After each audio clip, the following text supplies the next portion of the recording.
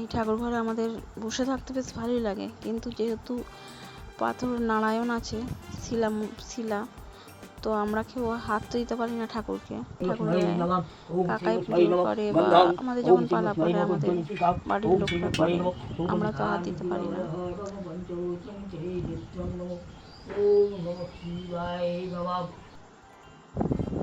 পুজো শেষ হয়ে গেছে, আমি ডিঙেগুলো একটু জল দিয়ে তারপরে গিয়ে ওই কলা দিয়ে গদ বলে এটাকে, গদ গিলে নিলাম, দাঁতে ঠেকলে হবে না।